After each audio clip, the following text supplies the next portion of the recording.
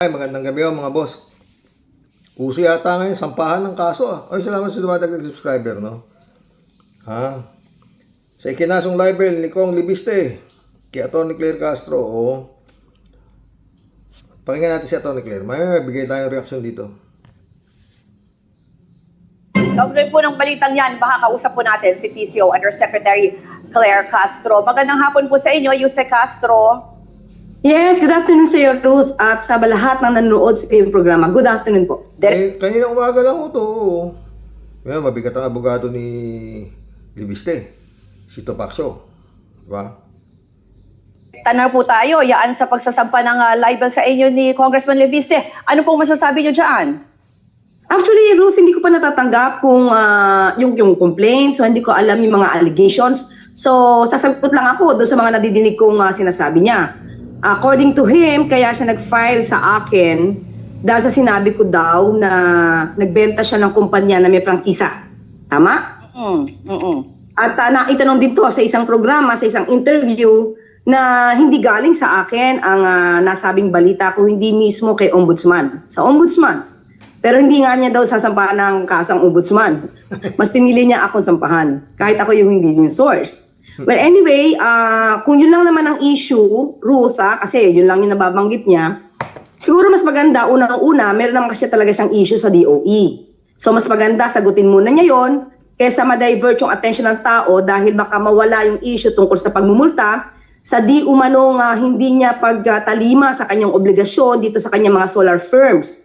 At ito'y naging malaking kawalan sa ating bansa at sa sabi ni Secretary Sharon Garin ay naapektuhan ang 12,000 households. Yun ang sa akin pagkakaalalang sinabi ni Secretary Sharon Garin. So dapat masagot muna niya yan. Alam nyo, sa dami na hong istorya nito si Libiste, meron pa rin yata kila Prof. Sir Magno pinag-uusapan na nga ho ito si Libiste kung ano nang usap dito hindi ko nga na ano to. Oo, nagsampa ng kaso at ang napili niya, mukhang napagtripan niya si Atty. Claire Castro. Mukhang maliit ang tingin niya kay Atty. Claire Castro baka kala niya kaya niya, di ba? Pero ako mga friend, napakamalas naman ni Atty. Claire Castro pagka natalo siya dyan sa kaso na yan. Ang istorya nitong Libiste, yung pinuntahan yung Cabral, pinasok yung ni Cabral, yung pisiyan ni Cabral, kinuha yung, sabi, pwersahan kinuha. Ang dami na hong kaso kay Libiste. Ito mga istorya ng Libiste, halos 5-5 na nga to sa dami. Tapos kapili-pili niya sinampahan ng kaso na libel, si Atty. Claire. Anyway, ayan natin yan. Pero napakamalas na tao naman ni Atty. Claire pagka hindi niya nalusutan yan. Sige, punta tayo kay Atong Ang. Dito na ho tayo sa abogado ni Atong Ang. Mukhang magaling itong nako ang abogado ni Atong Ang. Tingnan natin. Kailan lang ito Oo, 3 hours ago. At may 12,816 views. Ang dami. Ibigay din ito reaction dito sa abogado nito si Atong Ang, no? Na po ng DILG bilang most wanted sa Pilipinas, ang kliyente po ninyong si Atong Ang. Ano pong masasabi niyo doon? Most wanted. Parang tayo nanonood ng pelikula. Meron pa tayong mga terminology na armed and dangerous. Napakadelikado ng mga ganong pananalita. Nakakapangambaw yung mga ganong pananalita. Sana hindi tayo hindi manggaling sa gobyerno natin mga salitang ganyan na walang basihan. Parang naghahanap tayo ng dahilan at galing tong abogado ni Atong Ang. Puro walang basehan yung naging pati korte, pati DOJ, lahat sila walang basehan basta sa kanya. Walang kasalanan yung kanyang kliyente. Bakit di ka armed and dangerous? Ang daming armas pala niya si Atong Ang. O kaya kinansilan na yung di ba? Yung mga lisensya niya at ipinasusuko na sa kanya yung kanyang mga baril, di ba? Teka, bakit ba hindi magawa kay Digong yan? Madaming baril si Digong Pinagbabantaan na yung buhay ni His Excellency ng mga assassin ni Digong, ni Sara, di ba? Oh. Nakakausap ng assassin, dapat kumpiskay na rin yung mga high power ng mga Duterte, di ba? Oh, kansilay na yung mga, aanin ba kasi, napaka 300 yata yung firearms ni Digong na lisensya bago siya bumaba sa pwesto. Mantaki mo, nilisensyahan lahat yun, no? Collection item daw niya, pating tayo. Tuloy-tuloy natin sa attorney. Magaling sa attorney. Paraan para mapalabas natin na si Mr. Ang nanlaban. Ano ba yan? Opo. Pero hanggang ngayon po, ay nandito pa ba sa Pilipinas ang kliyente po niya? Nagkakausap pa ba kay Attorney Gab? Huli kami nagkausap, Alvin, sa totoo lang, Lunes o Martes Oh. ng nakaraan. Oh, tapos? Dahil nagpapirma ako sa kanya ng ilang papeles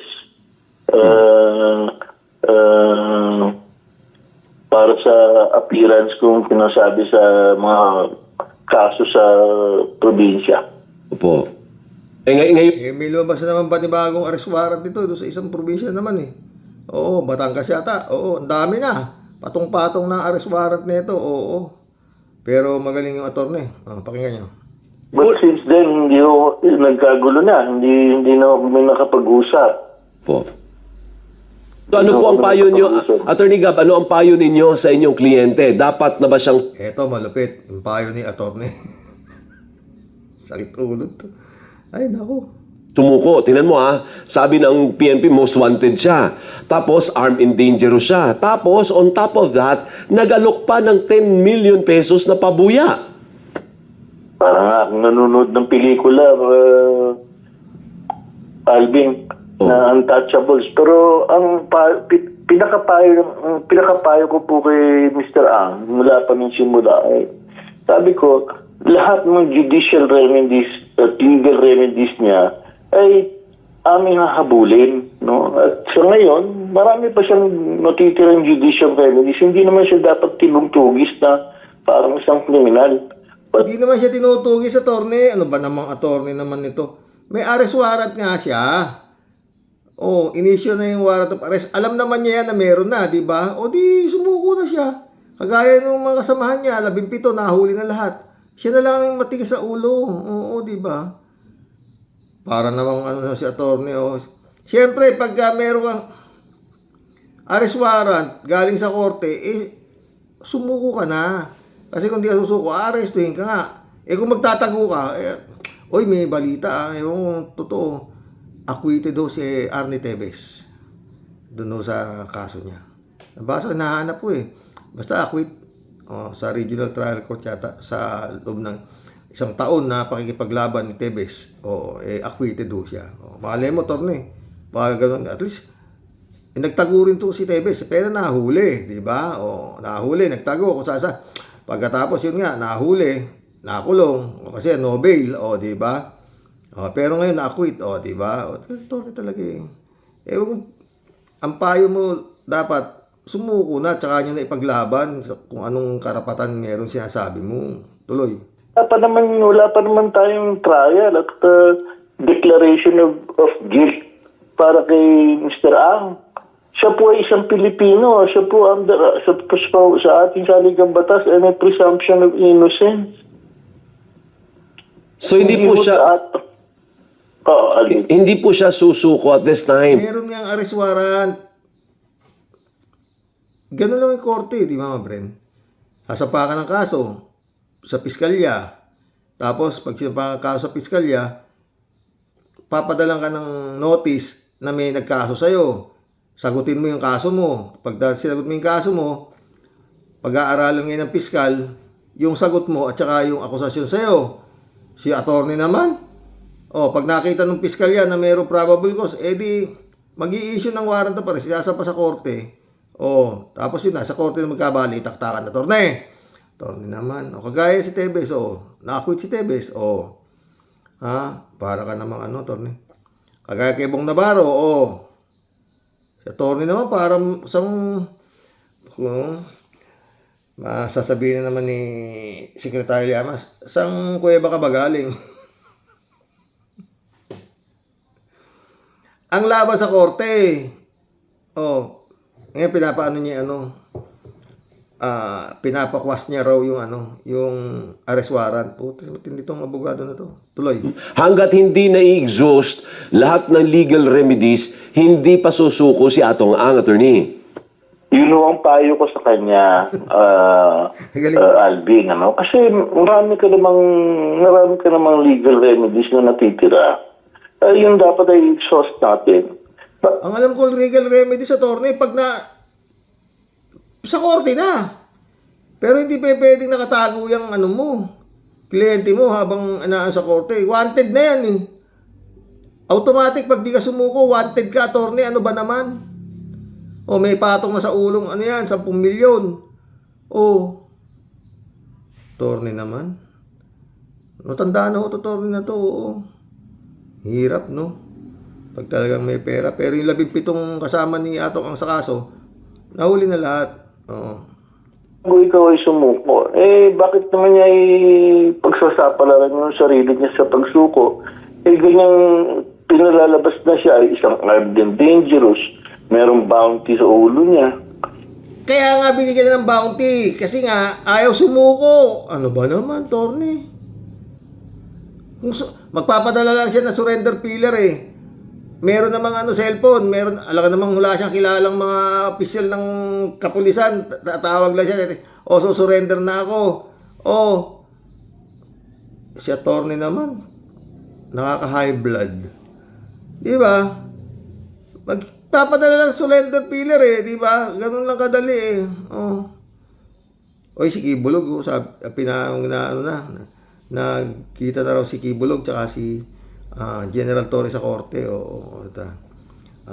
si General Torre ang testigo at pinagpipilitan ng kampo ni Kibulog na si Kibulog sumuko ng mapayapa.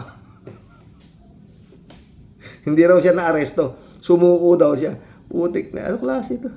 Tuloy, ilang araw na nga doon yung mga kapulisan, 4,000 na yung humuli. Sus, sakit ulo talaga tong korte. Tuloy. Kung maaktuhan niya na palabasin ng laban, di kawawa naman si Mr. Ang. Masyado rin napiprejudge ng gobyerno si Mr. Ang. Attorney, meron ng mga body cam ang mga aresto. Paano mo naman sasabihin na palalabasin naman na ng laban? Parang tukhang naman yung inaano mo, attorney. Ano ba yan, attorney? Sakit ulo to si attorney. Tuloy. Ano Alam pa po?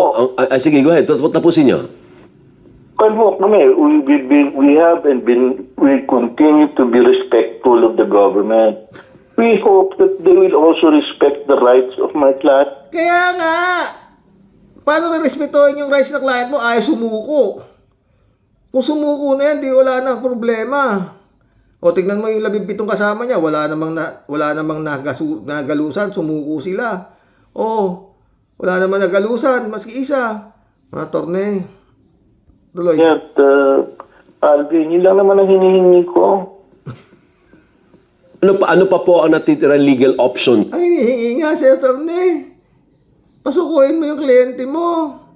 At doon na kayo magbalitaktakan sa korte. Attorney. Para sigurado ka na hindi masasaktan yung abogado, yung kliyente, di samahan mo sa pagsuko, attorney. Para hindi mo maisip na palabasin na ng laban. Di ba, attorney? Ikaw naman, attorney. Pag nalaman na naman ni Secretary Ronald Llamas siya sinasabi mo eh. Sabihin, saan ka bang kuweba nang galing? Tuloy. Sabi mo kasi may legal options ka pa, Mr. Ang, kaya hindi mo kailangan sumuko at this point. Ano-ano pang naiwang legal remedy sa kanya? Marami pong proceedings na mangyayari sa korte. Kahapon lang po, kahapon ng late afternoon, nakapag-file po ako ng omnibus motion sa... Di kaya... Pero imposible naman kamag-anak ni Koopman tong si attorney. No? Parang marami siyang... taktika. Korte sa Santa Cruz. Hinihingi ko unang-una ang reconsideration nung order ni Judge na isyuhan ng warrant si Mr. Ang. Pangalawa, hinihingi ko doon sa motion ko yun na kung maaari, pag-aralan ni Judge yung pag-i-issue ng ng warrant Warrant. of arrest dahil yun ay tinatawag namin kwak. Ibig mo sabihin dyan, attorney, lahat yung nag-issue ng warrant of arrest dyan sa kliyente mo, hindi pinag-aralan. Nakakatawa, attorney. Hindi ko tayo abogado pero ano ba naman? Arrest warrant nga binigyan naman kayo ng pagkakataon para sagutin yung demanda na isinampa dyan. Tapos yun nga, naalaman, may probable cause. Kaya sinampa sa korte. Issue na ngayon ng korte ng warrant of arrest. Di ba? Maaralin din naman ng korte yun yung sinampa ng piskalya sa kanila. Aralin yun. Tapos pag nakita, piskal, mukhang mali. Dismiss tong kasong to. Ganon. Tuloy, torne. Siyabol, yung pwedeng pawalan ng visa yun dahil maaaring nagkamali si judge sa kanyang pag-aaral at sa pag-i-issue ng warrant of arrest. Kalat ni, pampabuenas, kalat ni.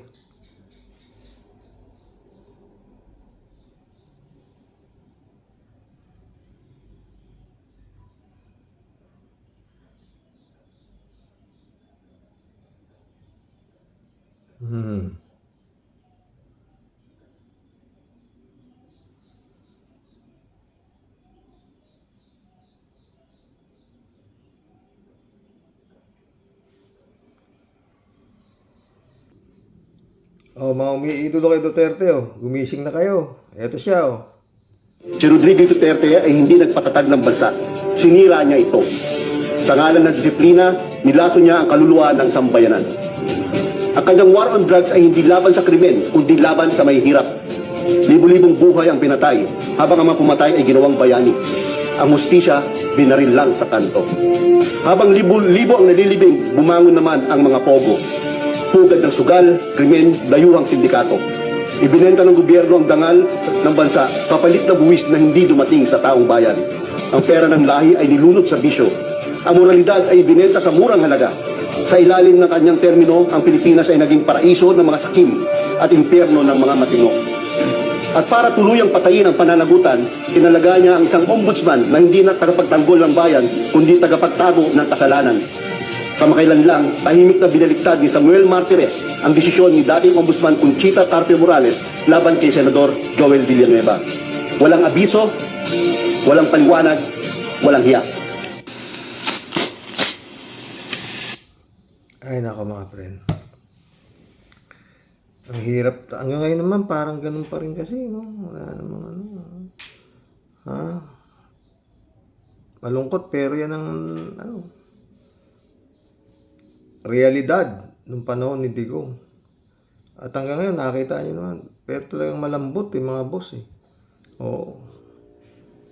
malambot. Parating na yun, Pebrero daw, at, ewan. Yung impeachment, si Prof. Celo Magno. Alam nyo, naniniwala ako, dapat talaga tinutuloy itong impeachment trial ni VP Sara. Alam nyo kung bakit? Para yan sa mga tao na andito sa TikTok na hanggang ngayon ay naniniwala na pinupolitika lang daw si VP Sara. Alam nyo po, pinag-uusapan natin dito, 625 million pesos na improperly, hindi wastong ginastos. Kahit po confidential fund yan, ibig sabihin ay pwede nang ibulsa kaagad-agad. May tamang paggasta ng confidential fund. Alam niyo ba kung maalala niyo, hindi, kaya ako sinasabi 625 million kasi madalas pag-usapan yung 125 million na ginasta ng 11 days ng 2022. Pero kung hindi niyo natatandaan, nung may unit team pa sa unang halos taon ng pamumuno nila noong 2023, binigyan ng confidential fund ang Pangulo, ang Vice President, hindi lang sa Office of the Vice President, pati sa Department of Education, Department of Agriculture. Isipin nyo yun. Yung mga nagtatanong dyan, I'm sure sa comment section nito sasabihin, bakit si Sara lang yung kinikriticize mo, ba't hindi si Marcos? Excuse me po paki-double check. Kasi matagal na kami nag-iingay dito sa confidential fund. Ang panawagan nga namin, i-abolish na yan. At alam nyo, sa pagkakataon na to, kaya gusto ko magkaroon ng impeachment hearing kasi ito na yung pagkakataon para mapanood ng mga tao, maunawaan nila kung paano ginagamit Sana mga pre, ano? Itong mga to ang mamuno sa Pilipinas. Kaso pag tumakbo naman sila, hindi naman sila mananalo. 'Di ba? Prof. Cielo Magno. Buti nga nakalusot na sila Senadora Laila de Lima, oh, 'di ba? At tungkol kay Senadora Laila de Lima, no? Yung abogado ni Atong Ang, no? Kung walang kasalanan niya kliyente mo, bakit kasi pinagtatago mo? O bakit kita mo si Senadora Laila de Lima o tatlo ang kaso niya, puro Nobel, o nakakulong siya, o ngayon nakalaya na after 7 years. Baka ayaw naman nung, baka hindi siguro kaya ni Atong Ang yung maganya makakulong ng after 7. Ano yun eh, playboy yun eh, di ba? Matuloy natin kay Prof. Cielo Magno. gastos, ibinubulsa, winawalang hiya ang taong bayan na patuloy na nagbabayad ng tax only para mag-end up as confidential Dati nasa Malacanang to eh. Nasibak. Sayang. Ewan ko na. fund ng mga politiko. Hindi ba kayo nagtataka kung bakit hinahadlangan ang trial ni Sara? Hindi pa naman yung judgment ng guilty or not guilty. Kapag ka nagkaroon ng trial, ipipresent ang mga ebidensya at makikita ng taong bayan ang mga peking liquidation na ginawa, ang mga peking report na hindi naman nila pinondohan pero nire-report nila as their activities at malalaman ng taong bayan na kinailangan pang mag-follow up ng COA sa Office of the Vice President para i-submit yung mga related documents dito sa confidential fund kasi hindi sila nagsasubmit. At I'm sure meron na namang COA, tao rin pala ni Digong yung COA eh, no? Yung pinaka doon, utik yan, no? Kaya pala ganyan eh. Lahat eh, pati AMLAC, ngayon lang nabulabog lahat ng mga to eh, sa totoo lang.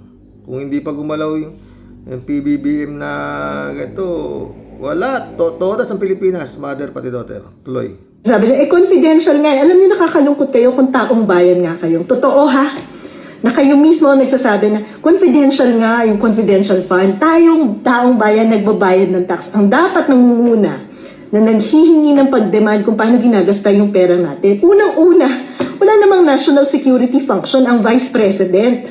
At nung nasa DepEd siya, wala rin namang national security function ang DepEd. Pangalawa, yung confidential fund na yan, pag tinignan ng COA, hindi po yan yung standard audit na ginagawa ng COA. Winater down na yan. Ano yung ibig sabihin ng water down? Sinimplihan na. Konting report na lang ang kailangang isubmit. But no, hindi pa yan na-comply ng office ni VP Sara. At alam niyo ba na nandun sa articles of impeachment na hindi alam ng mga disbursement officer ng DepEd at OVP kung saan napunta itong confidential fund na inallocate sa kanila. So, Punta, di ba pinasa kay yung mga sundalo kay Nolasco sa kay La Chica pagkakuha ng pera sa land bank. tingin ko, para matauhan ng taong bayan at itong mga nasa comment section ko, I'm sure, na sinasabi na puro Sara Duterte, pinupolitika na siya. Manood kayo para sa inyo ang impeachment hearing na to. Kaya dahil ang dahilan kung bakit si Jesus Gotero pinipigilan itong impeachment trial na to, para hindi nyo malaman yung katotohanan at manatili kayong utu-utu. Pinaglalaban yung mga politiko na patuloy na binubulsa ang tax ng ina mo. Eto ang nagpauso ng tax ng ina mo eh. Si Prof. Cielo Magno eh. Oo. Magkulam na tayo mga boss. Ay, Pilipinas. Yung presidente raw yata ng Korea. Nasintensya na. Kulong. 5 taon. Kasi nga, nagdeklara ng martial law. Nilip niya naman agad eh. Pero, ang lupit no? Korea. Puta. Ay nako. Pilipinas. Kalat ni Baya, shout out. Bakit hindi ganon sa Pilipinas? Pilipinas, ang nakukulong yung ay, alat lumalabas dito, ay lumalabas ang pagkagago ng gobyerno at ang mga ahensya nito. Paano nila mahanap ang taong matagal nang umikskapo o wala na? Pag ganito ang kalibre ng gobyerno at ang mga ahensya, ahensya nito ay talagang pupulutin tayong lahat sa kangkungan. Mga walang kwenta, walang silbi, at saksakan ng kurap, sigurado, nagapang na naman ang mga ito. Kalat ni talaga, oh. Wala eh. Kalat ni ulit. Good evening, Kasani. Batutahin mo ng ungas mga yan, Kasani. God bless your family. God bless, Kalat ni. Miguel Edwin Mike, shout out, my friend. Librado Ludovico. Talagang ganyan. Patatakasin muna din, darating ang warat. Ano ba yan? Yun nga eh. Kalate ulit to. Magtaka. Huwag ka nang magtaka dyan kay paring Puno, Kasani. Nagpapaareglo lang yan. Alam mo naman, ang galawan dito sa atin. Tone-toneladang pera. Tone-toneladang pera lang ang katapat ng mga kurap na yan. Sinabi mo pa.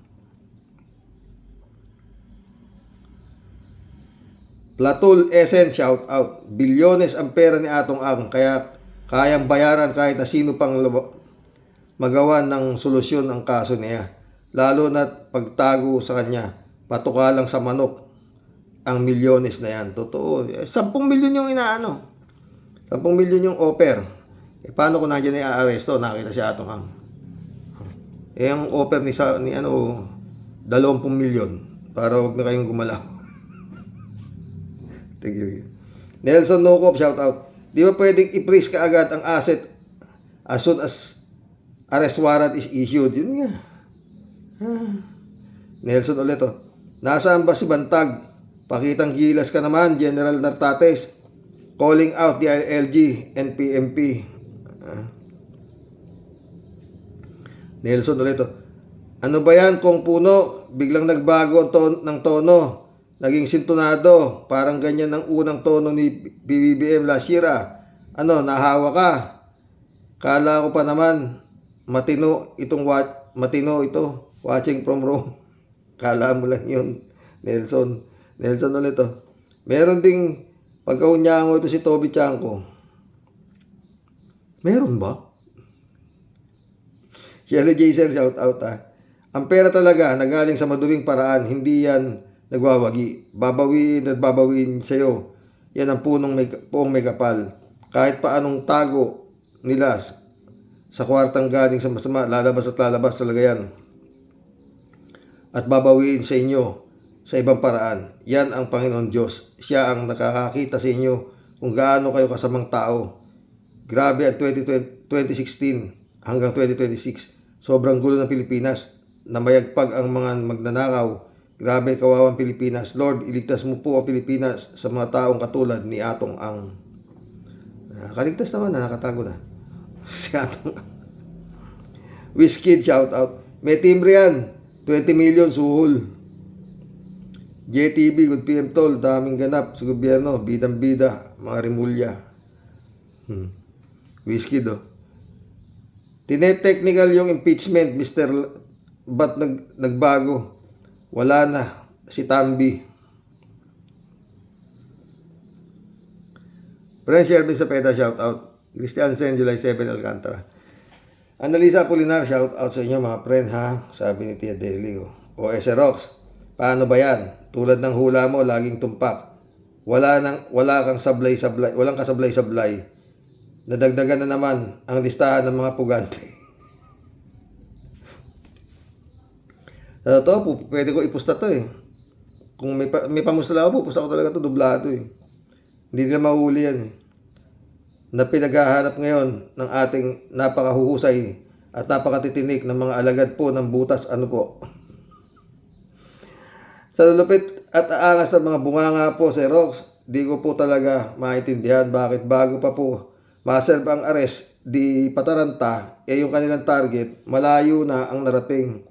At di mo na po malaman kung saan bundok po ng tralala mo hahanapin. Tama tate. Ang mga pugante kasing talino at kasing dulas talaga ng palos, Xerox. Siyempre pa, alam naman po nila na yan po ang magiging susunod na kabanata. O di ba? Tsaka magaling ang nagtitimbre eh. Tingnan mo si Bato. di na nila makikita yun. Kaya bago po makapaglabas ng warrant, aba, di siyempre pa, Sir Rox, utakan lang yan, di ba? Maghanap kayo ngayon sa lelong yung panot. Tawag natin. Kahit pa may patong sa ulo si Mr. Loverboy, sa dami po ng bilyones na kwarta niya, Sir Rox. Naku mababankrupt yung intelligence pan nyo na walang silbi. Di nyo mapapalitaw ang ulo ni Mr. Loverboy. Good luck na lang ulit dito sa dalawa naming ubod po ng mga pogi na pambato po ng Cavite. Kaya, masisisi mo ba ako, Sir Rox, kung mas naaaliw ako manood ng Pugong Biyahero? At least doon po, Sir Rox, huli agad ang target, wala nang papetik-petik, sa boses pa lang, malumanay na salita. Tayo dyan, huli ka agad ang balbon na daming palipad ng Gcash. Agad ang kasunod. O, di ba, Sir Rox? Patay tayo dyan. O, dito sa aming mga angas boys, ano ang napapala palagi? Aber, nako. Kaya nako. Ako ay titigil-tigilan niya ng paandar at puro pasindak na dramang yan. Ang sabi ayon sa balita, Sir Rox, sila daw po inalok bilyon para ma-hocus-pocus ang investigasyon sa flood control. Pero teka, Sir Rox, baka mas malaki offer ng mga dutae kaya ganyan. Sila kaya puro mga untouchable. Ano sa palagay mo, Sir Rox? Kasi nga, Sir Rox, ang pagdududa at mga tanong mo na bakit sa dinami-dami ng at katakot-takot na kaso at kasalanan nitong mga pinutukan ng pesteng yawang mga ito, bakit nga po inuud na sa baul? Di po sila makakasukasuhan. Naku mano ang tigil-tigilan nyo kami sa dinami-dami ng puro angas at kuda nyo, puro pugante ang accomplishment nyo, mga buwisit. Paano naman di ka tutupakin, Sir Rox? Pag araw-araw mukha nila ang kuda nila ang nakikita mo sa news, pero tanungin mo, asan na yung may warrant of arrest? O di as usual pa, Sir Rox, nadengoy at naisa na naman kami, di ba? Baka kung si Sentry Luke Spirito at si General Torre pa yan, Sir Rox, baka mas bumilib at mas may tiwala pa ako na lahat po yung mga puganting yan, di na nila sasantuhin. Matagal nang pinagpipesta niya ng Team Peryong at Dagul sa loob ng kulungan. Impong ba siyang lalayas po muna? As always, maalis muna ng topak at sura sa mga ganap gang sa muli po. Ang inyo pong lahat, tunay pong nagmamahal, ang makulit at asong at katipunan ng Cavite. Ito po ang inyong Tia Deli. Iingat po palagi, Sir Rox, at wala po laging katapusang pasalamat sa pagbasa mo po ng araw-araw na pinakamahabang tala at buong nobela ng Tia Deli. More power sa iyo. Ingat ka po palagi. God bless. Sa buong pamilya. Lahat po ng Team Roque Warriors the Great. Hanggang po sa muli. Isang malupit na shout out sa ating Sister Grace. Patay tayo dyan. Ay nako. Sister Grace. Lisa Cruz, shout out. Talagang bulok na ang puno sa pangunguna niya. Kapal mukha niya. Mukha siyang pera. Bukas na ko talakayin yung offer daw kila Rimulya na tagi 1 bilyon. At inireport agad ni John Vic kay His Excellency na may nag-o-offer sa kanila ng bilyon. Para hintuan daw ang... Sige dito mabait shout out. Gabi, Sir Rox. Always watching. Wag lang talaga maiinip at lahat ay magbubunga sa paggalaw ni BBM. Ayan na nga at pagat na sa AA. David Alin Mendoza. Gandang hapon po, Sir Rox. Baka nandun na din sa bunker ni Gibbs si Atong Ang kasama si Bato at Bantag. Tsaka maraming pastoral doon. Hindi sila maiinip doon. Di kagaya nung kinalalagyan ni Digong, walang pastoral dyan David Alin Mendoza. Karox, dapat dyan sa Congressman Puno bigyan ng mag-asawa sampal, baka sakali magising. Tinuldukan na kaagad ang impeachment ni Sayad. Baka po nabigyan ng pamasko ni Sayad dyan. Hindi natin alam. Ha? David Ali Mendoza. Karox, si Congressman Ronnie Puno ay antipolo po ata. Antipolo po ata yan. Ini-interview ni Alvin El Chico, biglang kambi po ata. Ngayon sa impeachment, baboy na ang politika ng bansa natin. Totoo yan. Baboy na hindi naliligo David Ali Mendoza ulit. Karox, mga chope din ng mga bataan ni BBM, puro takot magsampa ng kaso sa mga dutae. Si Sentry lang ang talagang tunay na lalaki. Kaya dapat tumakbo ulit yan. Dapat si Sentry tumakbo presidente. Ito lang. Pero paulit-ulit. Pag si Sara Sayad hindi ninyo na-disqualify sa pagiging pagtakbo at nakapag-file na kandidatsyan, todas, bansang Pilipinas.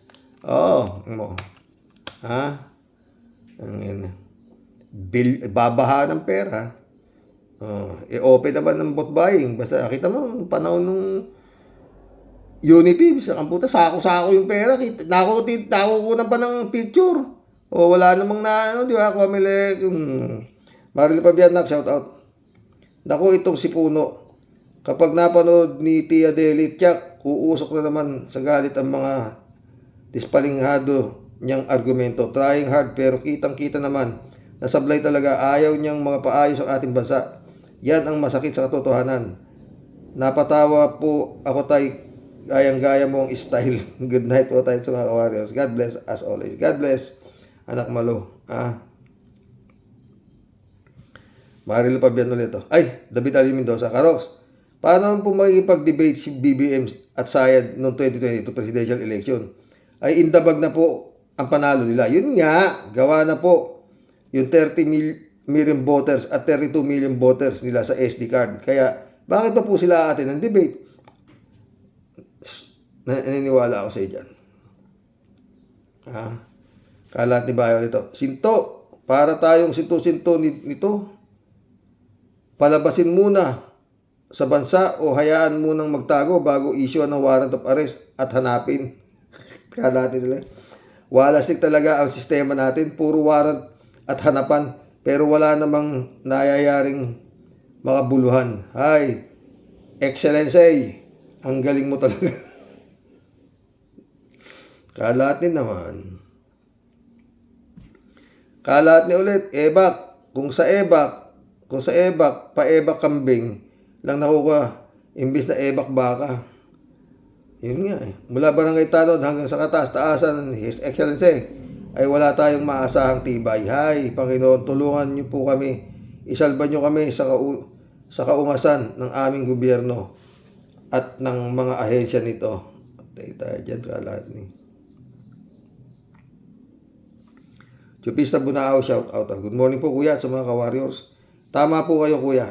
Di ko rin alam kung matatawa rin ako o maiiyak sa mga nangyayari sa hustisya sa ating bansa.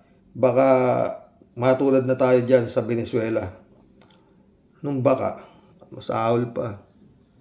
Mary Lebron, good morning Sir Rox. No skipping ads sa inyo. Rogelio Asuncion, shout out. Maghanap kayo sa hangin, pwe. Rogelio Asuncion. Loko-loko ba? Loko-loko ba si Atong ang at dyan magtatago? Ano ba yan? Ay, Rogelio. Ay, ibig mo sabihin nga, Rogelio, loko-loko yung naghahanap doon. Ay, Lord, salamat at nilagay niyo po ako dito sa social media. Sa totoo lang. Greetings, ay. Rogelio Asuncion, Yung mga Texas na manok nito si Ang, madaling hulihin, buwisit.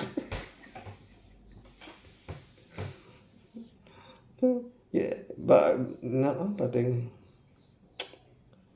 DJ Shop, shout out. Oy, Pulong. Kaya nga ginawa lahat ang mga tao, protektahan ng Pilipinas against Sara. Tama ka naman, Pulong. Protect the Philippines from you and your family. Totoo. Si Pulong, sira sa ulo ito. DJ Shop ulit to. Sir Rox, talagang dapat natin sundin ang advice ni Pulong na protektahan ang Pinas kasi siya mismo ang nagsabi na kapag sila ang makabalik sa pwesto, lintik lang ang walang ganti. Kaya wag natin hayaang makabalik ang Duterte sa pwesto. Hindi sila gagawa ng mabuti para sa kapakanan ng mga tao, kundi panay paghihiganti ang gagawin ng ibigay at ibigay sa West Philippine Sea sa China. Wala ng Pilipinong mangingisda. Baka banatan sila ng mga Chinese na mangingisda. Totoo. Ay nako, His Excellency. Kailangan matapos mo to. Nasa iyo na lahat ang alas. Puro kaso sila, oo. Hindi mo pa kayang anuhin yan, mga ombudsman, DILG, DOJ, o halos isang grupo na yan, puro. Sandigan Bayan na lang, ano ba. 3J siya pa rin. Yung atong ang na yan, Xerox, nasa kandungan na ng mga duts yan. Natural, saan pa yan siya tatago kundi sa Davao? Safe haven ang lugar na yan sa mga wanted ng Pinas. Pero sabi nga natin, Xerox, you can run but you can hide. Sige lang, takbo lang, tago lang. Kasi walang nakakapagtago forever. Yan si Harry Roque, malamang sa alamang, malalambat na yan, kundi sa panahon na lang. Totoo yan.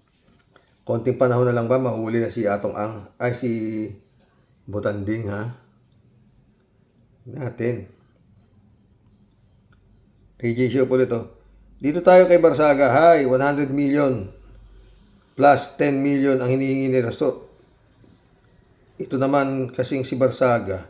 Akala niya lahat kaya niyang banatan. Ayan ang katapat mo. Toda siya dyan.